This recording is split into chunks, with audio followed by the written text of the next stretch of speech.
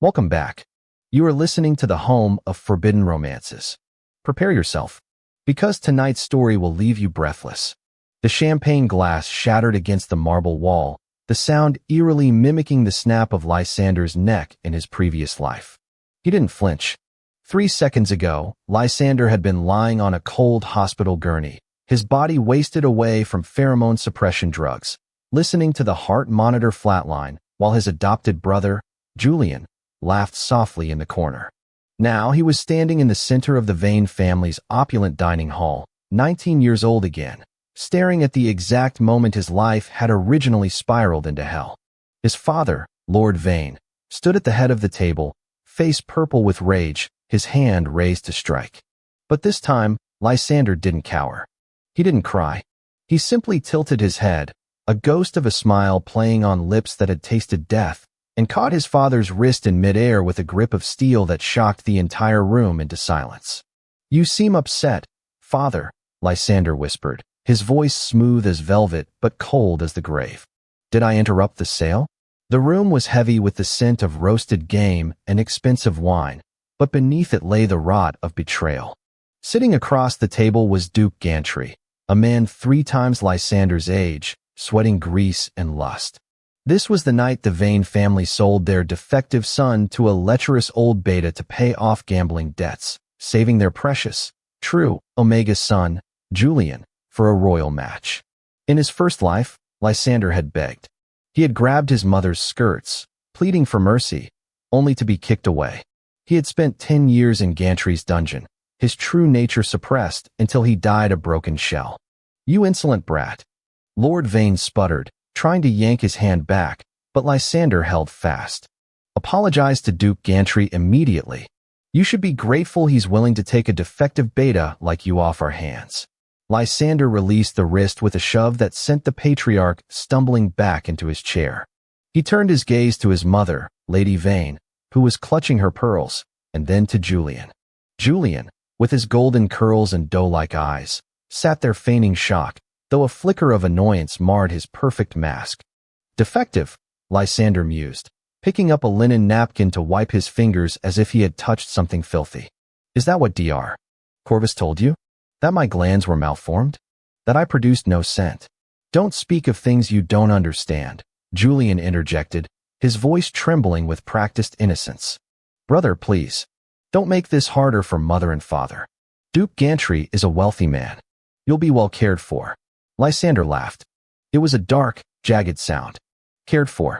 Like a dog in a cage. He closed his eyes and reached deep inside himself. In his past life, the drugs had created a fog, a wall between his mind and his biology. But now, clean and reborn, he could feel it. The dormant power coiling at the base of his neck. The heat. The instinct. He pulled the mental trigger. It hit the room like a physical blow. A wave of pheromones exploded from him, not the dull, non-existent scent of a beta, nor the cloying, sweet vanilla of a standard omega like Julian. It was the scent of frost and nightshade. Sharp, intoxicating, dangerous, and overwhelmingly powerful. It was the scent of a prime omega, a rarity seen once in a generation. Glassware rattled on the table. Duke Gantry gasped, clutching his chest as the sheer pressure of the pheromones forced him to bow his head. Julian turned pale, his own mediocre scent instantly crushed and erased by the dominance of Lysander's aura. "My God," Lady Vane whispered, her eyes widening in horror and realization. "That scent. It's impossible." Lysander opened his eyes. They were no longer dull. They shone with a predatory glint. "The only defective thing in this room," he said, staring directly at Julian, "is your judgment." He turned to the trembling Duke Gantry. "Get out, before I have you hunted for sporting with a minor of the prime lineage." Gantry didn't need to be told twice. He scrambled from his chair, tripping over his own feet, and fled the manor without a backward glance. Silence descended. The Vane family stared at the son they had abused, neglected, and tried to sell, realizing too late that they had been holding a diamond while worshipping a piece of glass. "Lysander," Lord Vane stammered, his greed instantly recalibrating. He stood up, a sickeningly warm smile replacing his rage. "My son. There must have been a mistake with the medical records." We didn't know. We can fix this, Lady Vane added, stepping forward with tears in her eyes. Tears for the lost bride price, not for her son. You are a prime. The Emperor himself would court you. Oh, my darling boy, forgive us. Julian sat frozen, his fingernails digging into the tablecloth. He knew. He had always known. He was the one who had bribed the doctors in the previous timeline. Lysander looked at his parents, the people who had let him rot. He felt nothing. No anger, no sadness. Just the cold clarity of a man who had already died. Forgive you, Lysander asked softly. He walked to the door, grabbing the coat he had prepared earlier. I'm afraid I'm far too expensive for that now. Where are you going? Lord Vane shouted, panic rising. You belong to this family. You cannot survive without our protection. Lysander paused at the threshold, the moonlight framing his silhouette. Watch me. The rain in the city of Oakhaven was relentless, washing away the grime of the lower districts, but doing nothing to cleanse the corruption of the upper echelons. Lysander stood outside the wrought iron gates of the Blackwood estate, shivering slightly. He wasn't shivering from the cold. He was shivering because he was about to walk into the den of a monster. Caelan Thorne, the Wolf of Oakhaven, the enforcer of the Imperial Council. In Lysander's past life, Caelan had been the enemy of the Vane family, eventually dismantling their business empire. But he had also been a ruthless tyrant who despised weakness. Lysander had never met him, but the stories were enough to terrify grown alphas. But Lysander needed a shield. And the only shield strong enough to withstand the Vane family's inevitable attempts to capture him was the sword that wanted to destroy them. He pressed the intercom. State your business, a gruff voice crackled. Tell the Duke that Lysander Vane is here, Lysander said, his voice steady against the howling wind. And tell him I have the ledger. The gate clicked and swung open. The walk to the manor was long. When Lysander was finally ushered into the study, he was dripping wet, his clothes clinging to his frame. The room was dark, lit only by the fireplace and the glow of a tablet screen. Caelan Thorne sat behind a massive mahogany desk. He was terrifyingly beautiful, with hair as black as ink and eyes the color of molten gold. He didn't look up as Lysander entered. The ledger, Caelan said. His voice was a low rumble that vibrated in Lysander's chest. You claim to have the Vane family's shadow ledger, the record of their smuggling operations. I do, Lysander lied. He didn't have the physical book yet. He had something better. He had the memory of every page. He had spent 5 years in prison with the Vane family's former accountant, who had recited the numbers to keep his sanity. Caelan finally looked up. His gaze was heavy, an alpha's assessment that stripped Lysander bare. He inhaled sharply, his eyes narrowing. You smell, Caelan said, standing up and walking slowly around the desk, like a winter storm. And you smell like blood, Lysander retorted, holding his ground even as his instincts screamed at him to submit to the dominant alpha. Caelan stopped inches from him. The size difference was daunting. Caelan towered over him, radiating a dark, suffocating heat. You are the Vane's reject, the defective one. Rumors are often misleading. As you can smell. True. Caelan leaned down, his nose grazing the sensitive skin of Lysander's neck, right over the scent gland. Lysander's breath hitched, his heart hammering against his ribs. It was a test. If he flinched, he was prey. If he ran, he was weak. You are a prime. Why come to me? Why not the palace? Because the palace wants a breeding mare, Lysander said, locking eyes with the predator. I want revenge. And I know you hate my father as much as I do. Caelan pulled back, a smirk curling his lip. It transformed his face from statuesque to devilish.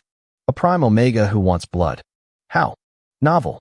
I offer you the destruction of the Vane family, Lysander proposed. In exchange, you offer me sanctuary and the resources to crush them publicly. And if I refuse, then I burn the information in my head, and you spend another 5 years trying to find evidence that I can give you in 5 minutes. Caelan studied him for a long, agonizing minute. Then he chuckled. It was a dry, dark sound. You have courage, little Vane. Or stupidity. It's a fine line. I prefer desperation, Lysander corrected. Very well. Caelan walked back to his desk and poured 2 glasses of whiskey.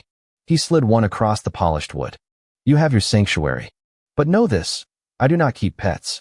If you become a liability, I will throw you to the wolves myself. Lysander took the glass. I intend to be the one holding the leash, Your Grace. The arrangement was simple. Lysander lived in the East Wing, and he provided Kalen with dates, names, and account numbers. In return, Kalen provided protection, clothes, and training. It was supposed to be strictly business.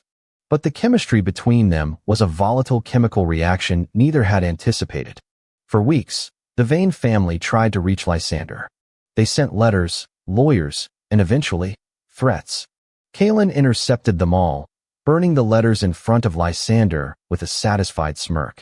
But the trauma of the past life lingered. One night, a thunderstorm shook the manor. Lysander woke up screaming, his hands clawing at his throat, phantom sensations of a noose tightening around his windpipe, the way he had tried to end it in the asylum before the illness took him. The door to his room burst open. Kalen stood there, chest heaving, a gun in his hand, expecting an intruder. Instead, he found Lysander curled in the corner of the bed, pale and hyperventilating. Kalen lowered the weapon. He saw the terror in the Omega's eyes, not the calculated coldness Lysander usually wore, but raw, bleeding fear. For a man known for his cruelty, Kalen moved with surprising gentleness. He holstered the gun and sat on the edge of the bed. He didn't touch Lysander. He knew better than to corner a panicked animal. He simply released his pheromones, not to dominate, but to ground. The scent of cedar and rain. Earthy, solid, safe. Breathe, Kalen commanded softly. You are not there. You are here. With me. Lysander looked up, gasping. They put me in the dark. No one is putting you in the dark, Kalen said, his voice firm. Look at me, Lysander. Who am I? Kalen, Lysander whispered. And what am I? The monster of Oakhaven. Kalen huffed a small laugh. Correct. And monsters don't let anyone touch what belongs to them. The possessiveness of the statement should have been alarming. Instead, it anchored Lysander. The shaking stopped. For the first time in 2 lifetimes, Lysander felt safe. Why do you help me? Lysander asked, his voice hoarse. I'm just a tool to you. Kalen looked at him, his golden eyes unreadable. He reached out, brushing a stray lock of hair from Lysander's sweat-dampened forehead. You were a tool when you walked in the door. Now, you are becoming a problem. A problem. Because, Kalen murmured, leaning in until their foreheads touched, I find myself wanting to burn the world down just because you had a nightmare about it. It wasn't a confession of love, not yet. It was an admission of obsession. And for Lysander, that was enough. The Imperial Winter Gala was the battlefield Lysander had chosen. It was the most important social event of the year. The Vane family was set to officially present Julian to the Crown Prince, cementing their status. They believed Lysander was hiding in shame, or perhaps dead. They had spread rumors that Lysander had run away with a low-born criminal, tainting his reputation to ensure no one looked for him. The ballroom was a sea of silk and jewels. Julian stood in the center, wearing pure white, looking every bit the angel. He was laughing with the Crown Prince, basking in the adoration. Then, the heavy oak doors groaned open. The herald struck his staff against the floor, but he faltered, confused by the guest card he had been handed. Announcing, His Grace, the Duke of Thorn, the herald stammered. And his consort, Lord Lysander Vane. The silence was absolute.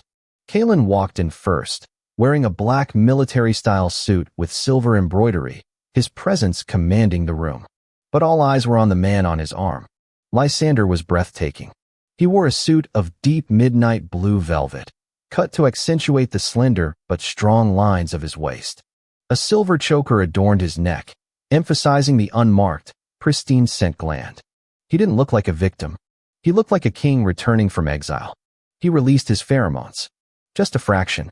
Enough to make the air turn crisp and cold, cutting through the humid sweetness of the room. Lord Vane dropped his wine glass. Lady Vane clutched her husband's arm for support. Julian's smile froze, cracking at the edges. They walked through the parting crowd, heading straight for the Vane family. Brother, Lysander said, his voice carrying through the silent hall. You're wearing white. A bold choice, considering. Lysander, Julian hissed, his mask slipping. You have some nerve showing your face here after running off like a whore. The crowd gasped. The Crown Prince stepped back, looking between them. Running off. Lysander raised an eyebrow. He turned to the Crown Prince. Your Highness, my family seems to have a selective memory. They forgot to mention that they attempted to sell a Prime Omega to a merchant for gambling debts. I believe trafficking a Prime is a capital offense, is it not? Lies, Lord Vane shrieked. He is insane. He is defective. Defective? Kalen spoke for the first time. His voice was calm, but it carried the weight of an executioner's blade. He reached into his jacket and pulled out a document, the real medical records Lysander had guided him to locate. This is a certification from the Imperial Medical Board, dated yesterday. Lysander Vane is a confirmed S-Class Prime Omega. And this, Kalen pulled out a second document, is the original birth record of Julian Vane. Adopted. Beta lineage. Artificially enhanced with illegal hormones to mimic an Omega scent. The room erupted. Julian's face crumbled. The hormones, illegal, dangerous, and unstable, were his deepest secret. No, Julian whispered. No, that's fake. Is it? Lysander stepped closer. Shall we ask the medical droids to scan you right now, Julian? Your pheromones are starting to smell like burnt sugar. The suppressants are wearing off. It was true. Under the stress, Julian's artificial scent was souring, revealing the chemical tang beneath. The Crown Prince looked at Julian with undisguised disgust and stepped away, wiping his hand as if he had touched something contagious. You ruined everything. Julian screamed, lunging at Lysander with a silver dinner knife he grabbed from a nearby table. It was a clumsy, desperate attack. Lysander didn't even move. Kalen caught Julian's wrist effortlessly, twisting it until the bone snapped with a sickening crunch. Julian shrieked and fell to his knees. Touch him again, Kalen snarled, his alpha voice booming like thunder, and I will tear your throat out. Lord and Lady Vane stood paralyzed as the Imperial Guards moved in, surrounding them. The fraud was exposed. The trafficking attempt was public knowledge. Their reputation was incinerated.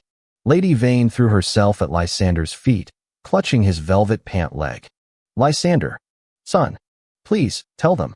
Tell them it was a misunderstanding. We are your family. Lysander looked down at the woman who had birthed him. He remembered her cold eyes in the hospital. He remembered her turning away when he begged. He gently, deliberately, kicked her hand away. I have no family, Lysander said, his voice devoid of emotion. I am a ward of House Thorn. And you are strangers. He turned his back on them as the guards dragged his screaming parents and weeping brother away. Later that night, the balcony of the Thorn Manor was quiet. The snow had started to fall, dusting the city in white. Lysander leaned against the railing, the adrenaline fading, leaving him exhausted. He felt a warm coat drape over his shoulders. It is done, Kalen said, standing beside him. It is, Lysander agreed. They will lose everything. The title, the money, their freedom. And you? Kalen asked. What will you do? The contract is fulfilled. You have your revenge.